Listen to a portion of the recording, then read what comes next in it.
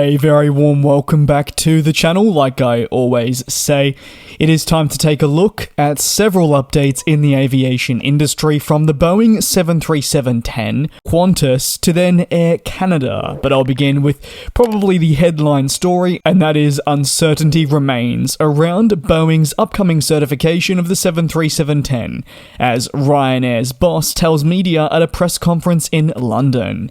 Comments on the 737-10 approval actually came following Ryanair announcing that they'd be expanding service from London, with not only new routes, but also more aircraft to be based at several airports. Initially broken by Reuters, but following comments from Ryanair's head, expectations around when the 737-10 will finally be approved to enter service with customers remains unclear. Boeing has recently remained pretty hesitant to provide a specific timeline for approval of their 737-10, knowing there's also another variant that they must focus on, and also that delays can be incurred, and they have been incurred, and with each timeline they had published, they missed this, so it's almost better to not say anything. Ryanair's chief said that he wasn't sure whether Boeing would make certification by year's end, and the likelihood it will come in 2025 is increasing by the day. However, even if certification were to occur by, say, year's end, this doesn't necessarily mean that customers would be flying the variant on scheduled services this same year. That will likely come in 2025 regardless. While the focus from Ryanair's chief executive is, like I mentioned, placed on the 737-10, another variant in the popular series is also yet to be certified. Boeing's smallest member, the 737-7, remains unapproved too. Southwest, towards the latter stages of 2023, said they expected an approval by April 2024, factoring in any potential delays. However, I always find it important to note that this forecast was before the 737-9 and subsequent fallout taking place. Southwest was also seen to have said even if regulators secured an April 2024 approval for the 7, they didn't expect to be flying the type until the end of this calendar year, which really indicates the associated wait times even following approval. Recently, the Boeing 737 MAX has seen persistent delays to certification, with timelines being stretched out. These delays have ballooned so much that, like I said, the American plane maker no longer really provides firm updates. Instead, the company is choosing to take its time with the process to ensure that the plane is safe and efficient when it does enter service with customers. Onlookers would say that's important now more than ever. 2024 was initially earmarked as another important year for Boeing and its continued rebuilding of trust and operations. Notably, focus was placed on the certification of the 2 remaining MAX variants that many had hoped Boeing would be able to achieve. However, when an Alaska Airlines 737 MAX faced a door blowout shortly after departure, question marks began surrounding the plane maker, and following preliminary inspections on grounded 737-9s, loose bolts were found. As a result, there have been subsequent concerns over quality assurance for the manufacturer. The FAA, airlines and suppliers are now all investigating the production processes right across Boeing, and the 737 family is included.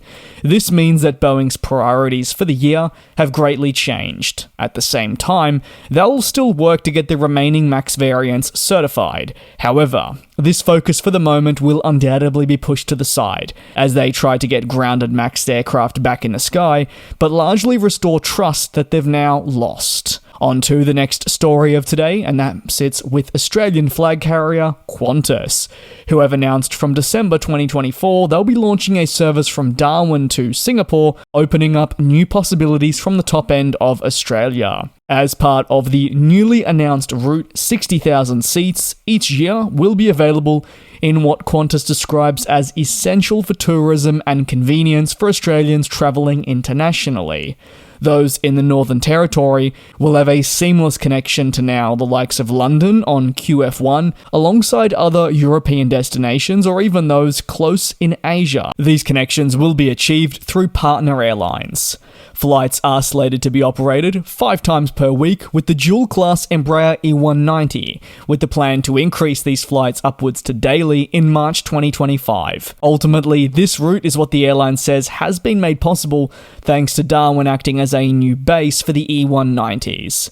Fares are, yes, set to start at $690 return AUD, and they're bookable now, but one of the more interesting things to come from this is Qantas painting a perfect example of how your itinerary can look if you're flying from Darwin, whether flying strictly with Qantas or with partner airlines. This could be to Dubai, Amsterdam, Bangkok, Kuala Lumpur, or London, and the associated prices, which are quite steep. You could definitely find cheaper fares, but in terms of the ease of connectivity, this is what Qantas is betting on. While the flag carrier, yes, announces flights between Darwin and Singapore, these operations aren't necessarily a new thing. Yes, it's a brand new announcement, but the airline previously flew service between the two locations up until 2006, and Darwin actually acted as a crucial stopover point for the original kangaroo route. However, now, thanks to technological advancements, flights are able to operate far quicker than back in 1935, when it would take multiple days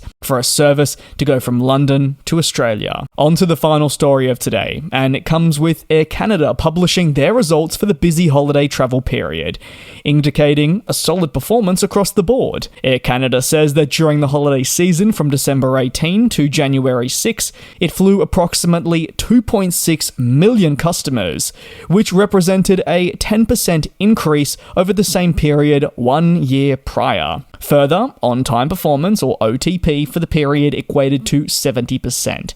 If you're curious into what the OTP is measured by, it is the industry standard arrival within 15 minutes of the scheduled time. Air Canada actually said it raised its OTP by 30% over what they initially had as 40% for the same period 1 year prior, which is pretty atrocious, but the company quickly noted that during the 2022 holiday, severe weather impacted travel across North America, which led to cancelled and delayed flights, and is why a lot of their figures look so fantastic based on year-over-year results, but can be directly attributed to the poor weather. Delayed and mishandled bags dropped by 58% compared again to the same period, which saw a handling success rate of 98.6. This increase meant more people could collect their luggage at the end of their journey, but I think many would argue that this should just be standard within the industry and not necessarily something that should be applauded. The company says that when a delay did occur, this averaged 36 minutes, which also represented a 43% reduction from 2022. Again, I have to mention that these numbers are massively skewed due to that winter storm we saw take place during the holiday season of 2022 and into the early stages of 2023. That is going to conclude today's latest industry updates. If you have any thoughts on the stories covered, whether it's on the MAX, Qantas, or Air Canada, you know the best place to leave them is down below in the comments. I can't thank you enough for your continued support here on the channel. It is noticeable and it really does mean a lot. I'm glad you are enjoying the content. Please do take care and also be safe. I will indeed see you next time for more coverage on the industry. And we'll fly.